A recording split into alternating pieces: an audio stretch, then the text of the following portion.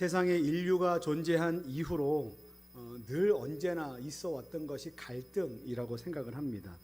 그런 갈등들은 때로는 인류에게 좋은 도전 정신과 각성을 일으키기도 합니다. 그래서 더 높은 수준의 것을 이룰 수 있도록 만들어주기도 해요. 복지, 정책, 정치와 같은 것들이 여기에 속할 수 있다고 생각합니다. 의견이 제시되고 또 다른 반대 의견이 제시되고 거기에서 타협할 수 있고 수렴이 이루어지다 보면 예상치도 못했던 지점과 예상치도 못했던 시간에 제 삶의 어떤 그 결과가 나타나고 그것으로 인해서 그 당사자들이 갈등을 일으킬 때는 예상하지 못했지만 아주 수년 후에 또 수대가 지난 후에 어떤 좋은 역할들과 좋은 모델로 자리 잡을 수 있는 결과들이 있을 수 있습니다. 그래서 여러분들 지금 이제 우리가 혹시나 삶의 여정에서 무엇인가 우리가 원하는 대로 이루어지지 않거나 갈등 가운데 있다면 여러분들 기도하고 또 기대하면 좋겠습니다. 왜냐하면 우리가 지금 맞이하고 있는 이 삶의 어려움들은 그것으로 끝이 아니라 그 다음에 어떤 결과로 이루어질지 우리가 예측하지 못하기 때문에 그렇습니다. 만약에 우리 부모들이 기대하는 바 없이 살았다면 여러분들이 있을 수 없습니다. 그러니까 여러분들 기대하기를 멈추지 마십시오. 그래서 여러분들의 오고 오는 다음 세대, 후배뿐만 아니라 자녀 세대, 그 다음에 멀리 있는 그 세대들이 왔을 때 우리 믿음의 선배들이 그렇게 기도했었다, 그렇게 일했었다, 수고했었다, 그것이 우리에게 유산이 되고 복이 되었다, 나는 그 놀라운 고백하게 되는 은혜가 있게 되기를 예수님의 이름으로 간절히 축원합니다. 그런데 그렇다고 해서 갈등이 일어나는 것이 무조건 좋다, 무조건 좋은 긍정적인 효과만을 준다라고 말할 수는 없습니다.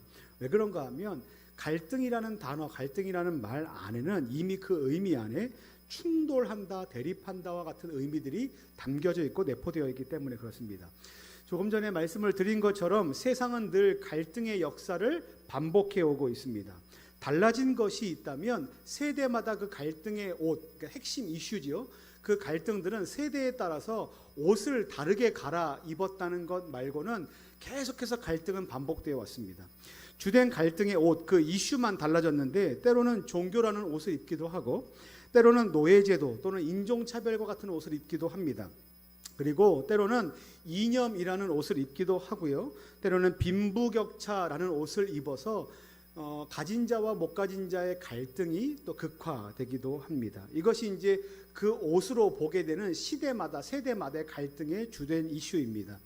근데 제가 지금은 좀 머리가 굵어서 그런지 아니면 시대가 유독 그래서 그런지는 모르겠지만 예전보다 그리고 몇 년 전보다 계속해서 시간이 흐르면 흐를수록 현재 저와 여러분들이 살아가는 이 시대와 세대가 갈등의 옷이 너무나 다양해지고 있고 그 갈등이 너무나 심화되어서 갈등과 대립의 골이 너무나 깊어지는 것 아닌가라는 생각이 들고 있습니다. 좀 이렇게 두렵다는 생각도 들어요. 오히려 이제는 그런 이슈들이 아주 일반적인 갈등과 대립의 수준을 이제 넘었다고 보는 것이 맞다 싶을 만큼 이제는 이 사회를 일컬어서 뭐라고 말하냐면 혐오 사회라고 얘기합니다. 아주 극도의 혐오를 서로가 서로를 혐오하는 시대를 우리가 좀 살고 있다는 생각이 들어요. 그래서 이 시대에 한 사람의 개인으로 살아갈 때 가만히 보게 되면 이제는 어느 중간지대라는 것은 우리에겐 더 이상 존재하지 않습니다. 그래서 또 어떤 무리의 생각과 대립되는 그 어떤 다른 얘기도 이제 입에 담을 수 없는 상황 가운데 처해 있는 것이 바로 우리가 사는 이 삭막한 시대예요. 그래서 이제 사람들은 세상에서 살아가는 방법 둘 중에 하나를 선택해야 되는데 첫 번째 방법은 뭐냐면 어떤 편이든지 극단의 편에 서는 겁니다. 좌든 우든 아니면 가난한 사람이든 부한 사람이든 남자든 여자든 어느 쪽 딱 한 편에 서는 것이 첫 번째 방법입니다. 그리고 나머지 다른 한 가지 방법은 뭐냐면 거기에 내가 속하지 않거나 다른 의견을 갖고 있다면 더 이상 입을 벌리지 않고 말을 하지 않는 겁니다. 그것이 우리가 취할 수 있는 두 가지 태도 중에 모양이에요. 예를 들어서 최근 이제 갈등으로 좀 많이 옷을 입고 있는 그 시대적인 옷이 뭐냐면 남혐, 여혐이 있습니다. 일전에도 한번 이야기 나눴던 것 같은데 한때는 여성분들의 목소리가 컸습니다. 남성들은 잘못을 저지를 가능성이 매우 높다라는 이유이죠. 근데 또 지금은 이대남이라고 불리는 남성분들이 오히려 목소리가 커지고 있습니다. 그리고 손가락을 문제로 삼습니다. 그래서 관련된 광고들이 퇴출당하고 관련된 기업들이 사과문을 올리는 지경까지 이르게 됩니다. 그래서 문득 이러한 뉴스들을 보다가 저희 집 안에서 이렇게 뉴스를 보다가 저희 집안을 좀 둘러봤어요. 그랬더니 저희 집이 좀 불편한 성비로 연결이 돼 있더라고요. 여자 3, 남자 하나. 그게 조금 불편해지고 있다라는 생각이 들었습니다. 그래서 뭐 합의는 안 했지만 나중에 뭐 아들을 하나 더 낳아야 되나 이런 생각도 이렇게 농담 삼아 하게 되는데, 여러분 이게 지금은 농담 삼아 얘기하고 우스갯소리로 이야기할 수 있지만 지금 시대적으로는 이렇게 농담 삼아 얘기할 만큼 그렇게 녹록한 상황은 아니라는 생각이 듭니다. 손짓 하나, 몸짓 하나, 말투 하나, 그리고 담겨져 있는 내용 하나, 생각들 하나마다 뭔가 이렇게 서로 이렇게 꼬리에 꼬리를 물고 트집을 잡다 보면 서로가 서로를 향한 그 혐오가 아주 극단에 이를 수 있는 시대가 바로 지금의 시대예요. 여러분 사실 여성의 인권이다, 남성의 인권이다라고 말할 때 이 인권의 요지는 원래 어떤 거냐 하면 자신이 해당하는 그 그러니까 자신이 해당하는 그 입장에서 내가 다른 사람보다 아니면 상대방의 성별보다 덜 불합리하고 차별적인 대우를 받아서는 안 된다라는 것이 원래 요지였습니다. 그러니까 내가 차별받아서는 안 된다, 뭐 이렇게 불합리한 대우를 받아서는 안 된다는 게 요지였는데, 이게 언제부턴가 혐오가 극도에 이르면서 어떻게 되냐면 이 내용들이 그 자기에 대한 그 변호보다는 오히려 언제부턴가 맹목적으로 상대방을 공격하기 위한 집단과 성격으로 변경되어 가고 있다는 생각이 들고 있습니다. 매우 날카로워지는 거죠.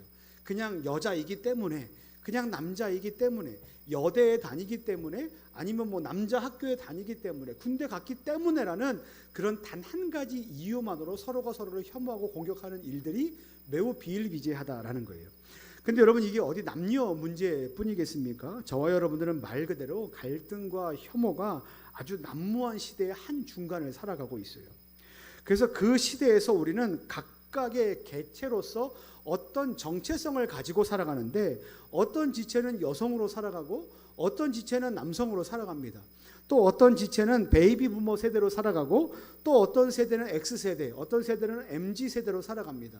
요즘에 이 MZ세대에서도 좀 이야기가 많아요. 왜냐하면 MZ세대라고 이야기할 때 M과 Z도 서로 공유하지 못하는 생각들이 너무나 많다는 거예요. 그래서 M세대, Z세대 뭐 누가 나누는지 모르겠지만 좀 더 세분화할 필요가 있다라고 이야기를 합니다.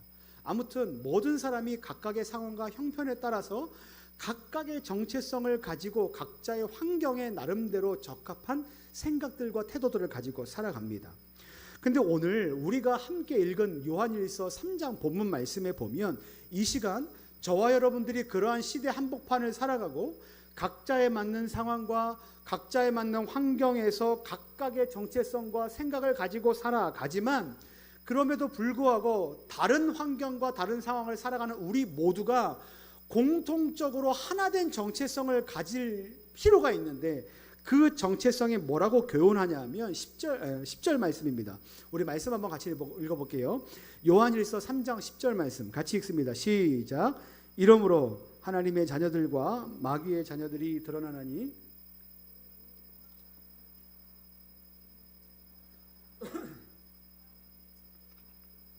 아멘.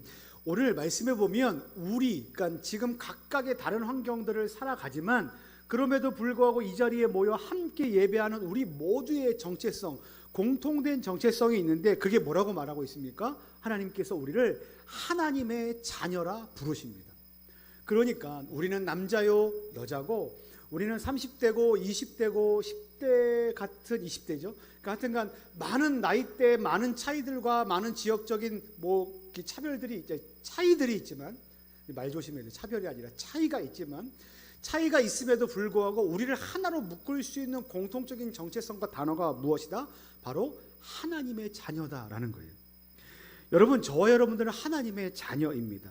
근데 우리가 하나님의 자녀라고 말할 때 누군가에게 저는 하나님의 자녀입니다라고 말할 수 있는 뭐 이런 그 뭐라 그럴까요? 신분증이 따로 존재하질 않아요. 그러니까 요즘에 뭐 국적을 갖고 있으면 주민등록증이 있을 것이고, 코로나 백신을 맞았으면 뭐 백신 증명서가 있어서 뭐 나는 이러한 사람이다라고 공식적으로 나를 인증해주는 무엇인가가 다들 하나씩 가지고 있는데, 나는 하나님의 자녀입니다, 나는 신자입니다, 나는 믿음을 가지고 있습니다, 나는 믿는 사람입니다 라고 말하는 것에 대해서는 공식적인 뭔가 이렇게 증명서가 발급되지 않았다는 거예요. 물론 세례를 받았다든지 세례 증서가 있다든지 교인 증서는 있지만 그것이 세상에서 우리를 드러내는 증명서가 되지 못한다는 거예요. 또 하나, 나는 하나님을 믿는 자녀입니다, 나는 하나님을 믿습니다라고 말하지만 실제 그 사람이 하나님을 믿고 있는지 믿지 않는지를 우리가 직접 확인할 방법이 없다는 거예요. 그래서 나는 하나님의 자녀입니다라고 누군가 말하면 당신은 하나님의 자녀이군요 라고 믿어주는 방법밖에는 없습니다. 근데 문제는 그렇게 말하는 사람들이 조금 전에 말씀드렸던 것처럼 진짜 하나님의 자녀가 맞는가 아니면 그렇지 않은가 우리는 확실히 알 수 없다는 거예요. 그럼에도 불구하고 우리가 알 수 없지만 그럼에도 불구하고 그 사람이 진짜 하나님의 자녀인가 아닌가를 확인할 수 있는 아주 최소한의 증거가 있는데, 그 최소한의 증거가 뭐냐 하면 야고보서 2장 14절 17절 말씀에 나오는 이것입니다. 제가 읽어드릴게요. 내 형제들아, 만일 사람이 믿음이 있노라 하고 행함이 없으면 무슨 유익이 있으리요? 그 믿음이 능히 자기를 구원하겠느냐? 이와 같이 행함이 없는 믿음은 그 자체가 죽은 것이라. 여기서 핵심이 뭐냐 하면 행함과 믿음이에요. 그 사람들에게 너 믿는 사람 맞니? 라는 것을 증명해 줄 방법이 필요한데, 그 증명해 줄 방법이 뭐냐 하면 행하는 모습이 그 증명이라는 거예요. 그러니까 행함이 없는 믿음이 죽은 믿음이다 라고 얘기할 때, 이 여기서의 행함은 뭐냐면 구원받기 위한 그 조건은 아니지만 딱 봤을 때 이 사람의 모양을 봤을 때 맞아, 믿는 사람이라면 저렇게 행동할 거야, 믿는 사람이라면 저렇게 말할 거야, 믿는 사람이라면 저런 마음을 품을 거라는 것을 예측할 수 있을 만한 행동들을 보여주면서 우리에게 저 사람은 믿음의 사람이구나 라는 흔적들을 남기고 보여주게 된다는 거예요. 마음속에 예수님이 있으면 믿는 자답게, 그리고 마음속에 예수님이 없으면 믿음이 없는 자에 해당하게 생각하고 그에 해당하게 말하고 그리고 그에 해당하게 행동들을 하게 됩니다. 그러니까 여러분, 어떤 열매가 나타날 때는 그 열매를 보고 뭘 알 수 있습니까? 이 열매를 통해서 이 나무가 무슨 나무인지를 확인할 수 있는 거예요. 이런 흔적들이 존재한다는 거예요. 그러니까 우리가 뭐 쌀을 재배하기 위해서 거기다가 사과나무를 심지 않아요. 왜냐하면 사과나무에서는 쌀이 나지 않기 때문에 그렇습니다. 나는 토마토가 먹고 싶은데 오늘 수박을 심었습니다. 그런 일은 없어요. 왜냐하면 수박에서는 수박만 열매가 나고 사과나무에서는 사과나무를 맺기 때문에 그래요. 뭐 이렇게 말씀드리면 요즘 목사님 유전공학이 얼마나 발달했는데요, 뭐 접붙임하면 됩니다, 이런 말씀 말고요, 그냥 원래 기본적인 그것의 원래 오리지널리티를 이야기하는 겁니다. 그런데 하나님의 자녀다, 나는 믿는다 라고 해놓고 삶의 모양이 세상 사람들과 마찬가지로 흘러간다면, 세상 사람들과 같이 생각하고 세상 사람들과 같이 말하고 세상 사람들과 같이 흘러가는 삶의 모양들을 보여준다면 그 사람이 하나님의 자녀다라는 것을 우리가 확신할 수 있을까? 그러기엔 좀 어려운 마음이 생긴다는 거예요. 제가 일전에도 말씀드렸는데 TV를 보다 보면 방송에 나오는 사람들의 그 토크쇼에 나와서 이야기하는 것을 보면 유독 이런 느낌을 갖게 하는 사람이 있습니다. 이 사람 되게 진지하다, 또 이 사람 유독 교회 다니는 사람 같다, 유독 예수님 믿는 사람 같다라는 그와 같은 느낌을 받을 때가 있습니다. 그게 언제인지 아십니까? 그 사람의 말투, 그 사람이 사용하는 단어, 그 사람의 삶의 모양이 우리가 알고 있는 성도들의 모양과 비슷할 때 우리는 그렇게 생각을 하고 추측을 해요. 그리고 나중에 인터넷을 검색해 보죠. 그러면 뭐 열에는 몇 명 정도는 진짜 그런 삶을 가지고 있는 사람들이 있다라고 우리가 확인을 할 수 있어요. 그러니까 삶의 모양은요, 그 삶의 모양이 거룩하게 살았기 때문에 구원받는 건 아니지만, 구원받는 신자는, 예수님을 믿는 신자는 예수님을 믿는 자답게 살아가는 삶의 태도를 드러내게 된다라는 것이고, 또 하나는 드러내야만 한다라는 거예요. 근데 거기에 있어서 가장 중심적인 모델이 뭐냐? 바로 사랑입니다. 여러분 사랑하고 계십니까? 또 사랑의 마음이 있으십니까? 사랑이라는 말을 들으면 상당히 많은 정의들을 하고 각자의 상황에 맞게 그 사랑들을 해석합니다. 근데 오늘 이야기하는 사랑은요 뭐냐면 하나님께서 우리를 사랑하신 그 사랑이 여러분들의 마음 안에 경험되고 있는가? 그리고 또 하나, 여러분들에게 경험된 그 사랑이 여러분들의 삶을 통과해내고 있는가를 물어보는 거예요. 왜냐하면 하나님은 사랑이시기 때문에 그렇습니다. 하나님이 사랑이시다는 건 하나님이 사랑의 오리지널리티가 되시고 그 사랑을 받은 우리는 그 하나님의 사랑을 받은 자답게 통과해내고 투영시켜내야 할 책임이 있는 사람들이라는 거예요. 그런데 우리는 어떻습니까? 행함이 없는 믿음은 죽은 믿음이다 라는 이 전제를 우리가 떠올릴 때 이것을 누구에게 대입하기를 좋아하냐 하면 남에게 대입하기를 좋아해요. 아무리 봐도 성경을 봤더니 행함이 없는 믿음은 죽은 믿음이래. 그런데 그 논리를 갖고 저 사람을 봤더니 저 사람은 죽어 있는 것 같아, 믿음이 없는 것 같아 라고 손가락질을 바깥으로 할 때가 있습니다. 그래서 나를 판단하는 것보다 다른 사람을 판단하는 것이 더 빠른 거죠.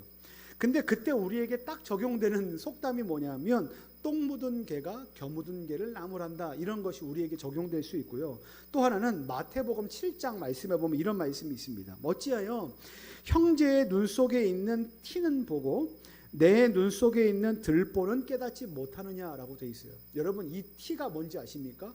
뭐 먼지일 수도 있지만 톱질을 한번 딱 했을 때 그 톱질 한번 탁 켤 때 나오는 그 톱밥이나 작은 그 조각 하나, 이게 티예요. 근데 형제의 눈 속에 있는 아주 작은 그 티는 눈에 보인다고 말하면서 그것을 아주 커다란 것으로 보면서 자기 눈 속에 있는 들보, 커다란 것은 보지 못한다는 말씀이 바로 이 말씀이에요. 그러면서 뭐라고 말씀하십니까? 먼저 우리가 누구를 판단하기 전에 우리의 눈 안에 있는, 우리 삶 안에 있는 들보 먼저 빼내야 한다. 그것이 먼저다라고 하는 거예요. 그러니까 손가락질을 바깥으로 해야 될 것이 정상적인 것이 아니라 손가락질을 나에게 먼저 해야 된다라는 거예요.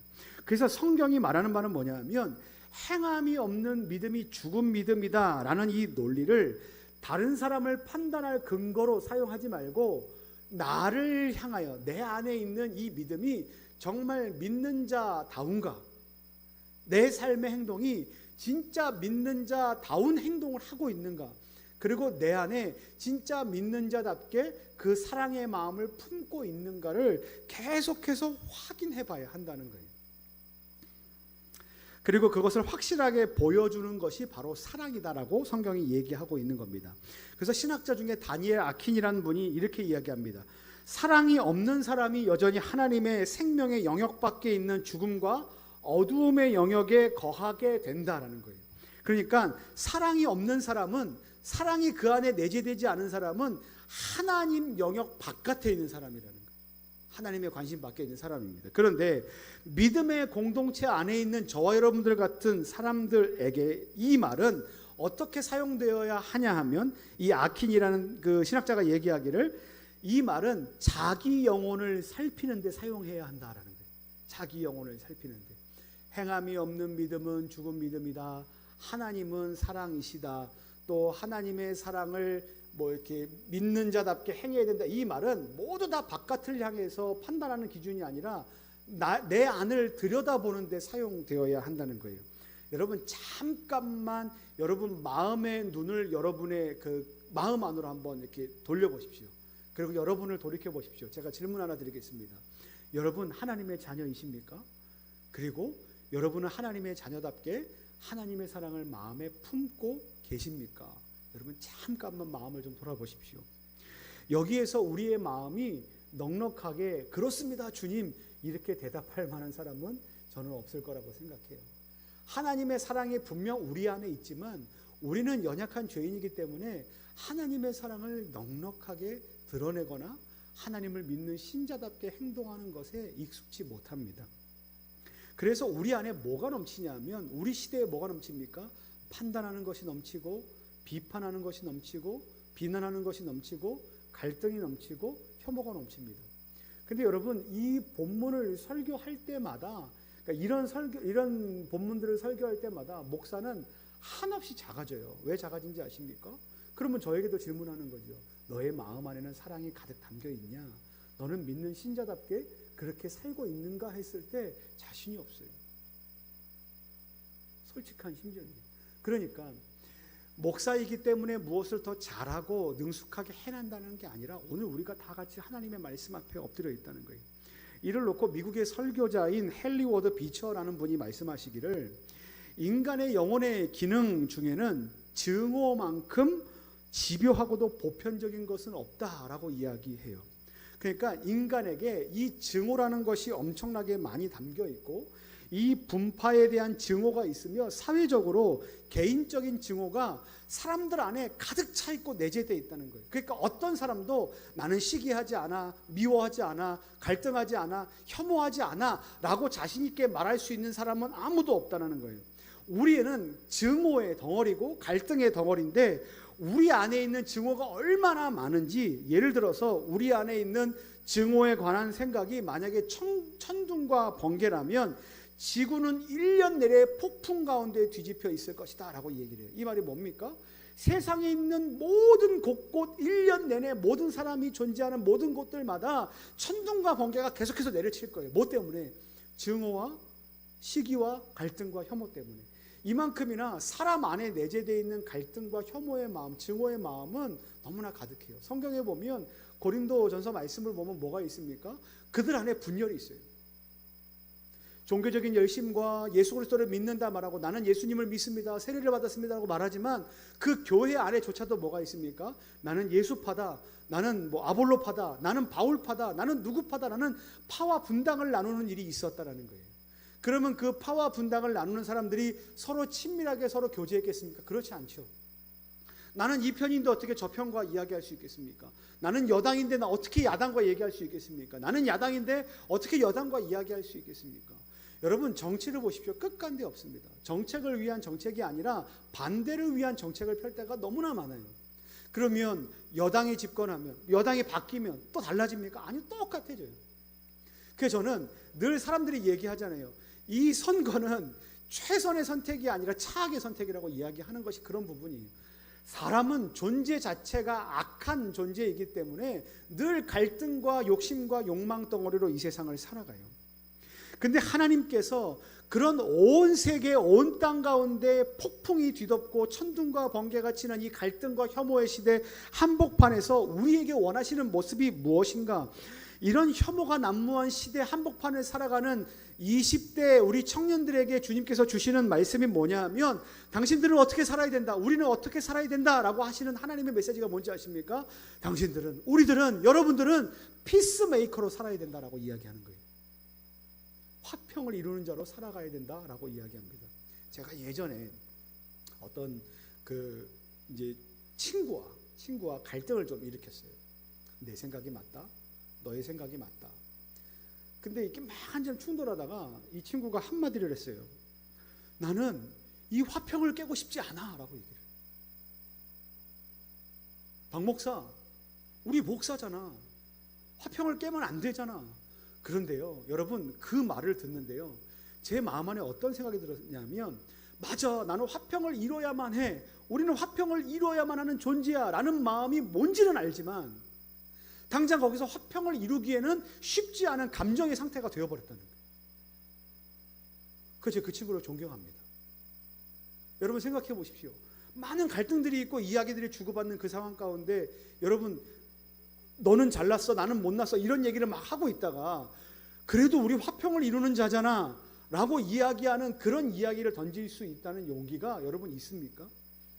저는 없는데 그 친구는 있더라고요. 그래서 그 친구의 말이 잊혀지질 않아요. 여러분, 우리는 갈등의 한 복판을 살아가고 있어요. 혐오하는 게 어쩌면 작년보다 올해가 더 극도의 대립이 이루어지는 시대였다면 올해보다 내년은, 그리고 내년보다 그 후년에는 더 극도의 고립이 이루어질 겁니다. 왜냐하면 얼굴과 얼굴을 대면하지 않는 비대면 사회 속에서 이루어지는 갈등이기 때문에 그래요. 만약에 갈등이 보이는 상황 가운데서 서로 이야기하고 차 마시고 축구하고 만나고 미팅하고 이런 자리에서 갈등이 일어나면 그것도 갈등일 수 있지만 해결의 여지가 보입니다. 하지만 얼굴을 대면하지 못하는 상황 가운데서는 다 싸움꾼이에요. 알고 보면 초등학생이고, 알고 보면 예상치 못한 사람, 그냥 평범한 사람이고. 그래서 연예인들이 당황하는 때가 있답니다. 어떤 때냐면 이 사람이 너무나 심각한 악플을 달아서 이렇게 결국 조사해서 IP 추적해서 딱 잡아봤더니 정말 그럴 것 같지 않은 사람이라는 거예요. 그리고 정말 그럴 만한 나이도 아니라는 거예요. 그리고 정말 그거에 대해서 많은 지식을 갖고 있지도 않다는 거예요. 거기서 당황스러워한다는 겁니다. 그리고 어떻게 해야 할까에 대해서 이렇게 고민을 할 때가 참 많다라는 겁니다. 여러분, 갈등은 더 심각해질 거예요. 왜냐하면 보이지 않는 온라인 세계 속에서 이야기하기 때문에 그래요. 아무리 실명제를 하고 아무리 많은 사람들 인증을 하고 본인 인증을 해도 여러분, 이 문제는 쉽게 해결되지 않을 거라고 생각합니다. 그때 하나님께서 우리를 뭐라고 부르셨냐면 저와 여러분들을 피스메이커가 되라라고 부르셨습니다. 엊그제 유튜브로 이제 그 강의를 들었는데, 요즘에 이과 출신들이 기업에서 점점 더 많은 대우를 받고 있고 이전보다 더욱더 큰 연봉을 받게 된다는 거예요. 왜냐하면 IT가 이게 발달될수록 이과 출신들이 더 이렇게 대우를 받게 된다는 거죠. 덕분에 어떤 기이한 현상이 일어나냐면 문과 출신들도 이제는 기업에 취직을 하려면 무조건 코딩을 배워야 하는 시대가 됐다는 거예요. 그러니까 나오기는 문과를 나왔는데 공부는 이과 공부를 해야지만 대학에 입학할 수 있다는 거예요. 여러분, 요즘에 수능 시험을 이제 보게 되면 올해부터 시작된 게 뭐냐면 문과, 이과, 수리 영역, 이 수학 영역이 똑같은 시험 문제를 보게 돼요. 이제 이해가 되시죠? 이게 문과기 때문에, 이과기 때문에라는 이런 개념들이 점점 없어지기 시작한다는 거예요. 왜냐하면 IT 시대가 되면서 그렇다는 거예요. 근데 그러면서 사람들 가운데 이제 뭔가 기이한 현상들이 발생하게 되는데, 문과 사람들에게도 코딩을 요구하다 보니까 코딩은 이제 기본으로 깔고 들어가는 뭔가 이렇게 PC 자격증 같은 게 돼버렸어요. 토익, 토플 정도가 돼버렸어요. 그래서 회사에 취직을 하면 대학 4년, 대학원 4년, 아무리 6년, 7년 대학을 나오고 그리고 코딩을 배우고 이과, 문과를 나와도 그 시간은 다 리셋된다는 거예요. 뭐냐면 기본적으로 깔고 있는 수학 능력 시험처럼 대우를 받기 때문에 다 리셋되고 이제부터 다시 시작이야. 그래서 회사에서 들어와서 회사에서 해야 될, 처리해야 될 업무 역량들을 다시 배운다는 거예요. 그러니까 경력 제로로 치고 다시 해야 된다는 겁니다. 제가 이런 생각이 들었어요. 코딩이 기본인 시대, 그냥 회사에서 아무리 코딩을 잘해도, 아무리 무슨 업무 능력이 이렇게 뛰어나도, 학력이 6년, 7년, 8년, 아무리 10년이 돼도 회사에 들어가면 기본이 되는 그러한 시대, 앞으로의 시대에 회사나 공동체가 요구하는, 사람에게 요구하는 그 좋은 기질은 뭔가라는 생각이 들었는데, 바로 그게 피스메이커라는 생각이 듭니다. 왜 그런가 하면 그 사람이 회사에 들어왔더니 코딩을 너무 잘해요. 그 사람이 우리 회사에 들어왔더니 업무 효율이 엄청나게 올라갔어요. 그 사람이 우리 공동체에 들어왔더니 업무 효과가, 성공률이 100%에서 200%, 300%가 올라갔어요. 성과가 높아지죠. 그런데 이런 것도 중요하지만 그런 평가 이외에 그 뒤에서 사람들이, 근데 그 사람 때문에 우리 공동체 안에는 분열이 일어나.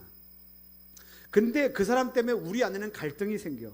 근데 그 사람 때문에 우리 안엔 분위기가 냉랭함이 생겨. 그 사람은 꼰대야. 그 사람은 너무나 세상과 동떨어진 삶의 태도를 갖고 있어. 이런 이야기들이 들린다고 한번 생각해 보십시오. 그 업무 능력 좋은 것이, 성과 좋은 것이 무슨 소용이 있겠습니까? 그러면 혼자 사업을 하고 창업하는 게 낫지 않겠습니까?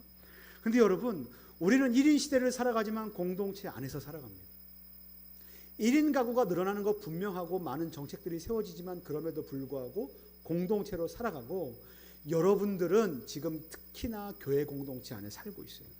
이게 무슨 말이냐 하면, 그 사람이 우리 안에 있기 때문에 불편한 존재, 우리 안에 공동체성을 해치는 존재가 아니라, 지금 시대적으로 필요한 사람은 누군가 하면 그냥 코딩이 기본이고, 능력이 기본이고, 영어가 기본이고, 인터넷 서칭이 기본이고, 그냥 쇼핑몰 운영하는 게 기본, 그냥 다 기본으로 깔려있는 상태에서, 못하는 사람 없잖아요. 다 핸드폰 하나씩 사용할 수 있잖아요. 그게 기본인 시대에서 우리 가운데 요구되는 것은 그 사람이 우리 공동체 안에 있을 때 그 깨어졌던 관계가 얼마나 화평케 되는지, 냉랭했던 분위기가 얼마나 따뜻해지는지, 그 사람을 만났더니 우리 공동체의 마음이 얼마나 편안함이 생기는지, 신뢰가 생기는지, 그리고 그 사람이 우리 목장에 들어오고 우리 목자가 되고 또 우리의 공동체의 일원이 되고 우리의 목원이 되고 우리의 찬양단이 되고 우리의 리더십이 됐을 때 우리의 공동체가 얼마나 아름답게 세워가는지가, 세워져 가야 될지가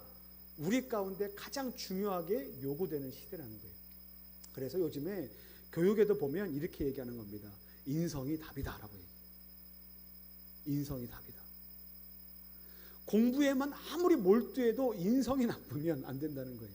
그런데 이게 똑같이 우리의 영적인 것으로 적용되면 뭐냐면, 아무리 우리가 뛰어나고 아무리 우리가 많은 것, 박학다식하게 많은 걸 알아도 우리의 마음이 피스메이커가 되지 못하면 우리의 공동체 안에서 하나님의 자녀답게 우리의 공동체 안에 하나님의 사랑을 드러내지 못한다라는 겁니다. 사랑하는 우리 청년 여러분, 말씀을 마칠게요. 여러분들의 지난 일주일의 삶의 현장들을 한번 되돌아보면 좋겠습니다. 테이프를 한번 돌려보십시오. 한번 이렇게 리와인드 해보세요.